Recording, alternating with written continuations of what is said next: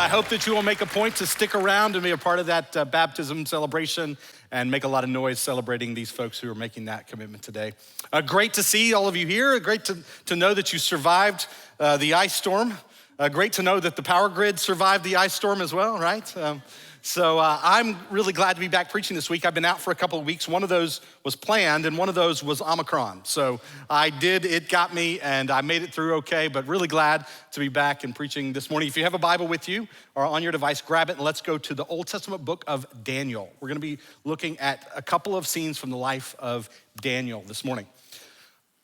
It was a Tuesday and Kim was pregnant with our first child. She'd already left to go to work and I was standing there in the living room of our little duplex in Lakewood, ironing my shirt, getting ready to go to a meeting.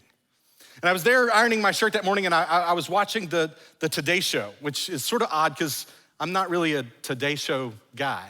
But there I was ironing my shirt, watching the Today Show, and all of a sudden things started to get a little chaotic on the Today Show because reports started to come in that it appeared as though a plane had crashed into one of the towers of the World Trade Center in New York. And I stood there and continued to watch the coverage as many of us saw the second plane hit the second tower. I had to be at that meeting, so I got in the car and I took off, but I stopped on the way at little Benny's Bagel in Lakewood.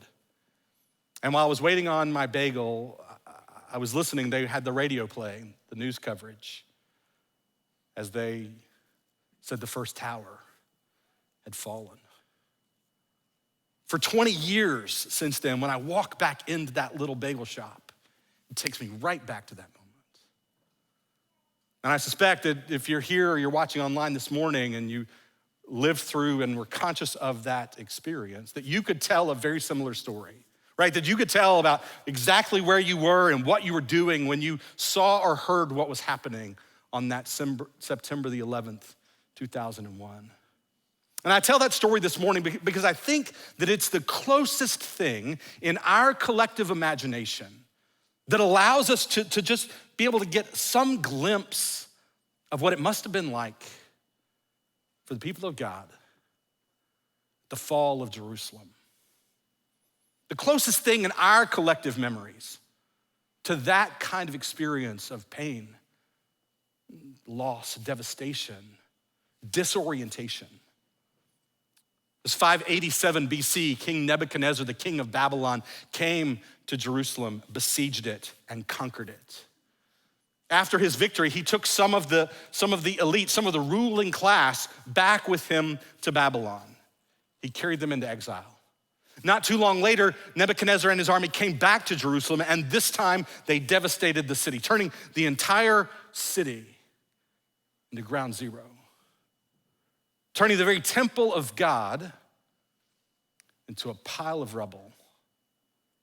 And this time they took not only the ruling class, they took the working class, leaving only the poorest of the poor remaining in the land. They took God's people away and into exile in Babylon. And what must that have been like?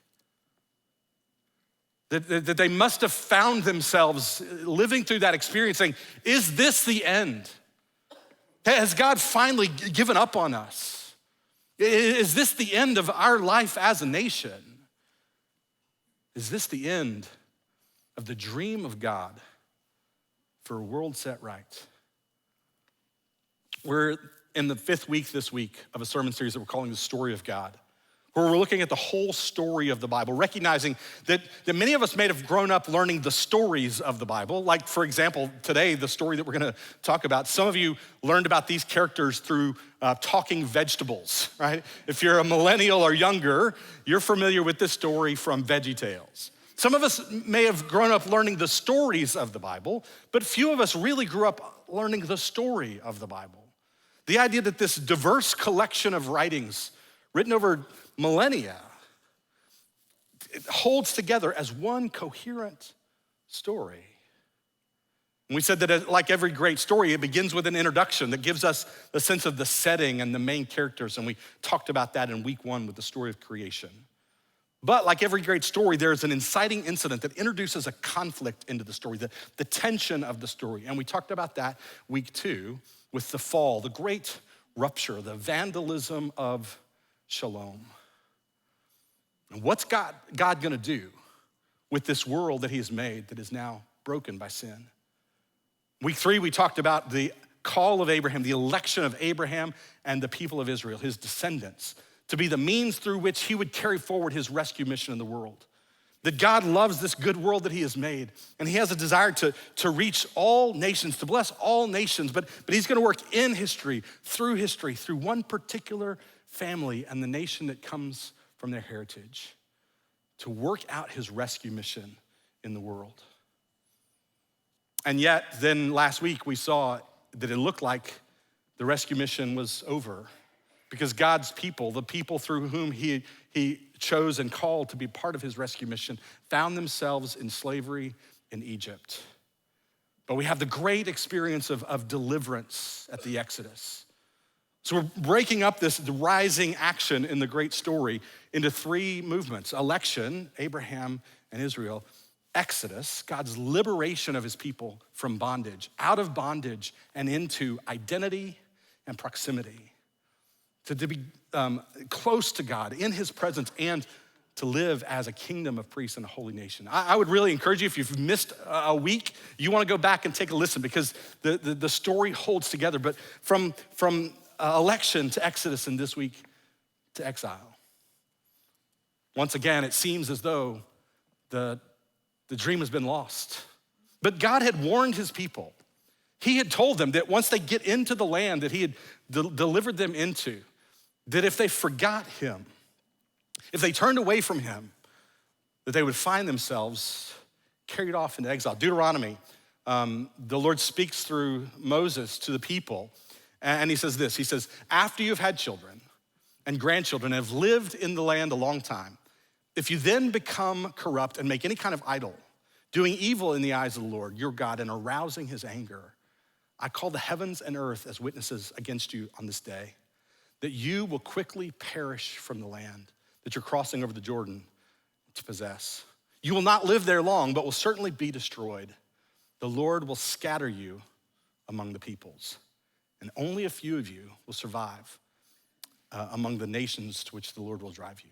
Right? God had told his people that they could expect that they would be taken off into exile if they turned away from him. And then God sends prophets over and over and over through the centuries to his people to warn them of God's coming judgment. And they warned them about 2 twin sins that are the reasons that Israel ends up in exile: the sins of idolatry and injustice, a failure to love God first and foremost above all else, and a failure to love their neighbors as themselves. And for this, they wind up in exile. We're gonna spend the season of Lent talking about the similarities between their tendencies and ours. The story of them is the story of us. But this morning, what I wanna focus on is I wanna focus on how to thrive in exile. You see, the experience that they had was one of a profound disorientation, that all their life, their faith had a kind of home field advantage, right, in the land.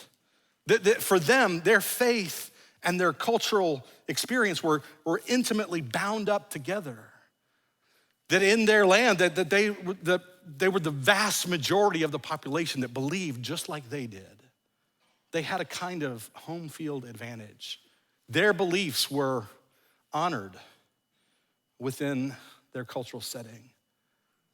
But when taken away into exile, all of that decisively and dramatically changed. And the question I have for you is there any parallels that you can see between their story and ours? If you look back at Western history, going all the way back to the 4th century, from the 4th century onward, Christianity, the church in Western culture, has had a position of cultural power, privilege, and prestige. It's referred to as Christendom. Right? The church was at the center of Western culture, held a kind of power, a kind of privilege, and a prestige within the Western world. And yet I think that we can look around and recognize that that has decisively changed. The churches in Europe that are just a few decades ahead of us are filled all week with people that are there to take in their beauty, but they're empty on the weekend of worshipers. Here in the US, we find ourselves, Christianity, more and more feeling that sense of marginalization. The sense that we had a kind of home field advantage, if it ever was true, is certainly lost now. And so, there's things that we can learn from looking back at this experience of God's people in exile. And to do that, I want to zero in on one particular figure, to focus our attention on the figure of Daniel. Daniel is a man who is taken away into exile and shows us how to thrive there. Look with me in Daniel chapter 1. Daniel chapter 1, beginning in verse 1. In the third year of the reign of Jehoiakim, king of Judah, Nebuchadnezzar, king of Babylon, came to Jerusalem and besieged it. And the Lord delivered Jehoiakim, king of Judah, into his hand, along with some of the articles from the temple of God. And these he carried off to the temple of his gods in Babylonia and put them in the treasure house of his God. Then the king ordered Ashpenaz, chief of the court officials, and make a note about that chief of the court officials. We'll come back to that in a second. He ordered Ashpenaz, chief of the court officials, to bring into the king's service some of the Israelites from the royal family and the nobility, young men without any physical defect, handsome, showing aptitude for every kind of learning, well-informed and quick to understand, qualified to serve in the king's palace. He was to teach them the language and literature of the Babylonians. The king assigned them a daily amount of food and wine from the king's table, and they were to be trained for 3 years. And after that, they were to enter in the king's service. Among those who were chosen were some from Judah: Daniel, Hananiah, Mishael, and Azariah. The chief official gave them new names. To Daniel, the name Belteshazzar. To Hananiah, Shadrach. To Mishael, Meshach. And to Azariah, Abednego. So what's going on here? Well, this is the first conquering of Jerusalem, where they take originally just some of the nobility, some of the ruling class. And what's the king doing here? Well, he knows that the best way for him to avoid having to fight another war, right? The best way for him to crush any rebellion is to take those who are the elites within that society, and to take them into his own homeland and to make of them good Babylonians. That if he can just remove them from that place, that they won't be prone to rebel, that as he immerses them in this 3-year process of reshaping their identity, teaching them the language and the literature of the Babylonians, making of them good Babylonians, pressing them into the Babylonian mold. You know, we talk around here about that famous passage from the Apostle Paul in the New Testament. He's writing the church in Rome, and he says, "Do not be conformed any longer to the patterns of this age."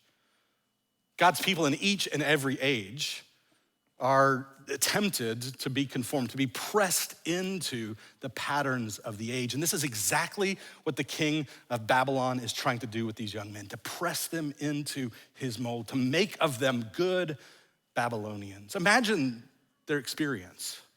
These are probably teenagers, and they have seen their king and his armies defeated. They have now been taken away from their families, marched over 1,600 miles to Babylon. I mentioned that reference to the chief of the court officials, that some translations actually say the chief of the eunuchs. And it's been suggested that perhaps these young men were subjected to becoming eunuchs, that they were castrated when they were brought to Babylon. They were now here in this foreign place, surrounded by people speaking a foreign language and worshiping foreign gods, and trying to make them just like them, trying to make of them good Babylonians.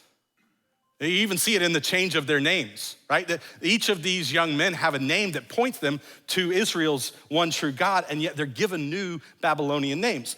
The names, first Daniel. Daniel means God is my judge. Hananiah means Yahweh has been gracious. Isn't that a great name? Yahweh's been gracious. Mishael, who is what God is. Azariah, Yahweh has helped, right? Each one of their names reminds them the truth about God and the truth of who they are. But then those names get changed to Babylonian names. Belteshazzar, Bel, one of the Babylonian gods. Bel will protect. Shadrach, inspired by Aku. Meshach, belonging to Aku. Abednego, servant of Nego. Each of their names is now changed to point them to a Babylonian god. And they can easily find themselves just sort of flowing along in this cultural stream and becoming good Babylonians. But Daniel and his friends are determined not to let it happen. Right, the story goes on. We're not gonna read all the verses, but let me just summarize what happens next here in chapter 1. So they've been told that they're gonna be given a portion of the king from the king's table. They're gonna eat like princes and be given a portion of the king's wine, right? Teenage boys with access to all the wine they want. It's the best wine around. But Daniel says, no. And the text says, Daniel resolved that he would not be defiled by the king's food and the king's wine. And scholars sort of wrestle with what does it mean to suggest that he would be defiled in this way? It could be reference to the fact that the food that was being provided was not in accordance with the Old Testament food laws. And so it would be defiled in that sense. Others have suggested that it was likely food that had been sacrificed to idols and defiled in that way. And it may be that both of those things are true. But I think there's also another element of this, which is Daniel recognizing exactly what the king is doing. Daniel recognizing the seductive power of the king's table and the king's wine. That if they just go along with it, if they just float along in the stream, that they'll just get pulled right into exactly what the king is trying to accomplish. They will be pressed into the mold of good Babylonians. And Daniel says, not gonna do it. And so he hatches this plan. He goes to one of the officials and says, hey, listen, we're not gonna eat that food. So could you give us something else? And the guy's like, I can't give you anything else. Like if the king finds out that you're not eating the food that he's providing, like he's gonna be mad and it's my neck on the line. And Daniel says, here's the deal. Just give us just vegetables and water. And for 10 days, we'll just eat vegetables and water and then we'll see how that goes, right? We'll see if we're not at the end of that 10 days actually in good physical health, that we're not stronger and more capable. Now, let's pause here for a second, right? I mentioned I think these are probably teenage boys. I have teenage boys in my house. One just turned 20, so he's no longer in that category, but I have one who's turning 17 next week. I can hardly get him to eat one vegetable, much less eat only vegetables, right? Daniel's saying, we'll eat nothing but vegetables, we'll drink nothing but water, and let's just see how we turn out. Now, some of you know that there was a kind of the fad that was going around within Christian circles a few years ago of the Daniel fast, right? The Daniel diet. What's interesting about that is it actually works precisely the opposite of what happens here in the story, right? The whole idea in the Daniel diet is to get smaller, to shrink down. But Daniel's saying, no, watch. We'll eat nothing but vegetables and drink nothing but water, and we'll be bigger, we'll be stronger, we'll be more buff, right? 10 days with only vegetables and water, my 17-year-old would be like all shriveled up and lying in a fetal position on the ground, right? But sure enough, they eat nothing but vegetables, drink nothing but water for 10 days. At the end of it, they're fitter, they're stronger. It's noticeable in their physical appearance. And so they work this out, and now for the remainder of this 3-year period, 3 years of their training, they eat nothing but vegetables and drink only water. It's a way of resisting the temptation to be sucked into the king's plan and to be pressed into the king's mold. And watch what happens as a result. Look with me then at verse 18. At the end of that time, set by the king to bring them into his service, that 3-year period, the chief official presented them to Nebuchadnezzar, and the king talked with them, and he found none equal to Daniel, Hananiah, Mishael, Azariah. So they entered the king's service, and in every matter of wisdom and and understanding about which the king questioned them, he found them 10 times better than all the magicians and enchanters in his whole kingdom. And Daniel remained there until the first year of King Cyrus. Right? They resist the temptation to be pressed into the king's mold, but they actually go on to serve the king. And what we're gonna find as the story unfolds is over the next several years, Daniel is there serving the king of Babylon, seeing the people of Babylon thrive. And we fast forward. I wanted you to flip over with me to Daniel chapter 6 to look at one more scene from Daniel's life. And this is actually several years later. Several years have gone by. Daniel has been serving the king of Babylon, but not getting sucked into a scheme to get pressed into his mold. Now, we actually have had a regime change. By the time we get to chapter 6, we've gone from Nebuchadnezzar, king of Babylon, to Darius the Mede. And a lot of times in the ancient world, when there was a regime change like this, all those who served the previous king were out. Many of them without their heads. And yet here we find Daniel, who was right there serving Nebuchadnezzar, is now once again right there serving Darius the Mede. Look with me, Daniel chapter 6, beginning of verse 1. It pleased Darius to appoint 120 satraps to rule throughout the kingdom, and with 3 administrators ruling over them, one of whom was Daniel. So Daniel is one of the 3 most powerful men overseeing the government in the country.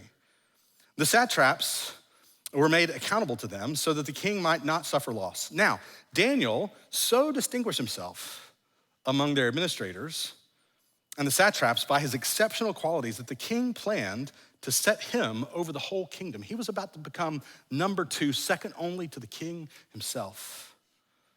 At this, the administrators and satraps tried to find grounds for charges against Daniel and his conduct of government affairs, but they were unable to do so. They could find no corruption in him because he was trustworthy and neither corrupt nor negligent. Finally, these men said, we'll never find any basis for charges against this man, Daniel, unless it has something to do with the law of his God. Right, this is interesting. They are jealous and they are out to figure out, how do we take this guy out? And so they start poking around. They start looking for dirt. They start looking for skeletons in the closet. Surely there's something that he's screwed up, right? He was negligent about something. There's something we can screw up, point to, and blame it on him. They look and there's nothing.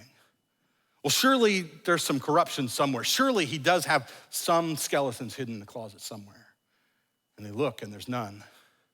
They find that he is a man of competence and integrity. And it's interesting that they then realize that the only way that we can go after him is by going after his obedience to his God. Because despite the fact that Daniel had risen to become one of the most influential, powerful figures in the whole kingdom, he had still remained faithful to the one true God. And so they devise a plan. And we'll pick up that plan here in verse, let's see, what's the verse? Verse 6.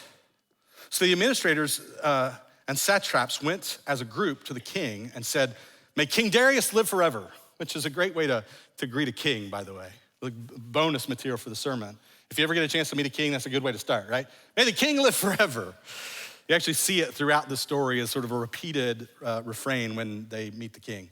May King Darius live forever. The royal administrators, prefects, satraps, advisors, and governors have all agreed, which is a lie, by the way, because Daniel wasn't a part of this plan, have all agreed that the king should issue an edict and enforce the decree that anyone who prays to any god or human being during the next 30 days, except to you, your majesty, shall be thrown into the lion's den. Now, your majesty, issue the decree and put it in writing so that it cannot be altered, in accordance with the law of the Medes and the Persians, which cannot be repealed. So King Darius put the decree in writing. Now, before we go to what happens next in the story, I think it's worth us just pausing for a minute at the reality of just what's happening here. This is a story that we often tell to children. We tell kids the story of Daniel and the lion's den. We tell kids the story of Shadrach, Meshach, and Abednego, right? Rakshak and Benny. We tell these stories as though they're children's stories, and yet they're more than merely children's stories. What's happening here? What's happening here is the idolization of national identity. Here's a king who is saying, I am the only one worthy of your veneration and allegiance. And history is replete with regime after regime after regime who prop themselves up with that kind of idolization of national identity. The history of the 20th century, the most violent century in the history of the world, can be told by the story of one regime after another that prop themselves up as God's chosen people and prop themselves up as the only worthy objects of veneration and allegiance. The temptation that is put forward here is the temptation towards the idolization of national identity. And Daniel's having none of it. Daniel is loyal to the king. He's loyal to the kingdom. He's loyal to the nation, but only to a point, because he knows the ultimate object of his veneration and allegiance. And there is nothing and no one that can come into what's the word I'm looking for? You know that when you're watching a video online, I told somebody this earlier, when you're watching a video online and it bogs down and that little thing just sits there and spins, you know what I'm talking about? When I was preaching at 9 o'clock, it felt like the whole time that was happening inside my head. It only happened once in this one, and it was right there. I still don't know the word I'm looking for. Daniel knew that there was nobody else that could come in conflict with or compete with. I think that's the word I was looking for. Compete with for his sense of ultimate loyalty and allegiance, veneration. So watch what Daniel does. I love this. Verse 10. Now, when Daniel learned that the decree had been published, he went home and he went up to his upstairs room where the window opened toward Jerusalem. And 3 times a day, he got down on his knees and he prayed, giving thanks to God just as he had done before.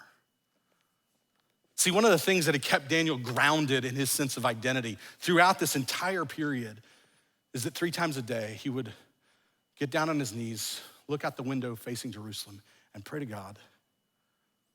And when he hears this decree, that the ultimate veneration and allegiance belongs to the king, he just kept right on doing what he'd done before. He didn't shy away, he didn't pull away from the window, he just kept right on doing exactly what he'd done before. And of course, if you know then where the story goes from here, they are watching for this to happen, right? They've set a trap for him, knowing that this is what he's gonna do. And so then they go back and they rat him out to the king. King, you issued this decree, and then we caught Daniel. He was praying and not to you. So you gotta do what the decree said. You put the decree in place, it's irrevocable. You've got to throw him to the lions. Well, the king did not want to do this at all, right? The king now is feeling caught, and yet he feels as though there's no getting around this decree. In fact, the text tells us that he tried all the way to the evening to figure out some loophole, some way he could get around it. And there's no loophole to be found. And so reluctantly, he had to have Daniel dragged to the lion's den and thrown in. The king went home and had a sleepless night. And early the next morning, he came back to the lion's den and he cried out, Daniel, has your God saved you? Has your God spared your life? And here's a voice coming out of the den. O king, live forever, which is a great way to greet a king if you get an opportunity. O king, live forever. The Lord sent an angel to close the mouth of the lion, that he has saved me, he has delivered me, because he knows that I've done nothing wrong before him and nothing wrong before you. The king joyously pulls Daniel out of the pit and then turns to those who set the trap, and they wind up with the lions who devour them like that. The irony that you see at the end of the story. But watch what happens next. Watch the result of all this. Pick up in verse 25. Then King Darius wrote to all the nations and peoples of every language in all the earth. May you prosper greatly. I issue a decree that in every part of my kingdom, people must fear and reverence the God of Daniel. For he is the living God and he endures forever.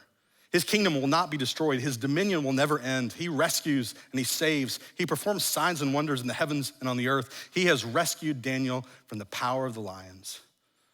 So Daniel prospered during the reign of Darius and the reign of Cyrus of Persia. Right here at the end of the story, because of Daniel's faithfulness, both to the king and to his God, the king, who is the most powerful man in the world at the time, is publicly declaring that the God of Daniel is the one true God, the true and living God. And it says, and Daniel prospered in Babylon. Daniel was thriving in exile. And so as we conclude this morning, I want to just offer 3 observations about what Daniel's life story tells us about how to thrive in exile. First, what I think Daniel's life says, what Daniel does, and what I think he would say to us is seek the welfare of Babylon. Seek the welfare of the place that God has put you. This is actually what we see explicitly commanded to a different group of exiles in Jeremiah chapter 29, verse 7.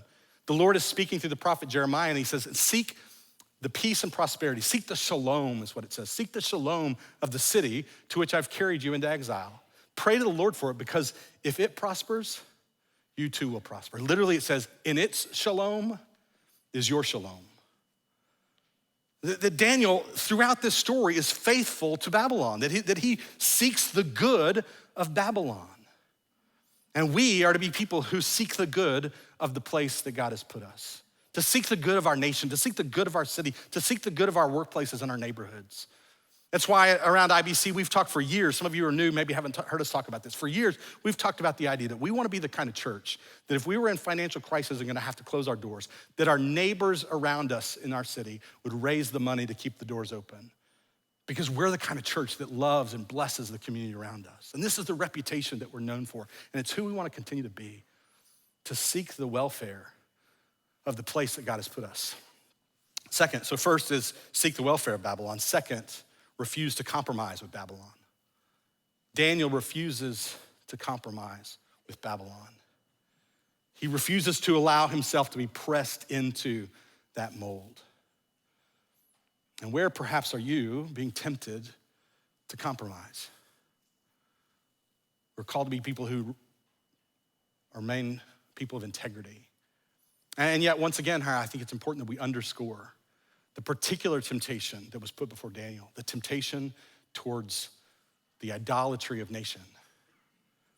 And then we recognize that while we love our nation and we serve our nation and we seek to bless our nation, that we can't make an idol out of it.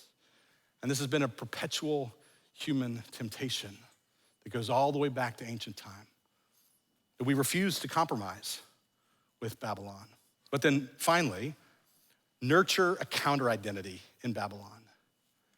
Maintain that sense of who you are. Daniel, 3 times a day, praying toward Jerusalem, remembering who he is. And one of my favorite things about the whole story is its title, right? What does it say on your page? It says, Daniel. Did you notice in chapter 1, Daniel gets a new Babylonian name, but nobody ever calls him that. He's always called Daniel because he knows his true identity. And he continues to nurture that identity even in exile. Seek the welfare of Babylon. Refuse to compromise with Babylon and nurture a counter identity in Babylon. And what's interesting is Israel in exile, when they thought, is the story over? Is the dream dead? That this was actually the place that they experienced profound transformation and renewal. And maybe, just maybe, as we find ourselves feeling as though the church is more and more pushed to the margins of society, maybe that's precisely where God wants us to be, so that we experience transformation and renewal and are sent into our place to seek the welfare of our city, but to refuse to compromise with the patterns of this age and to nurture our sense of who we most deeply, truly are. Let's pray together.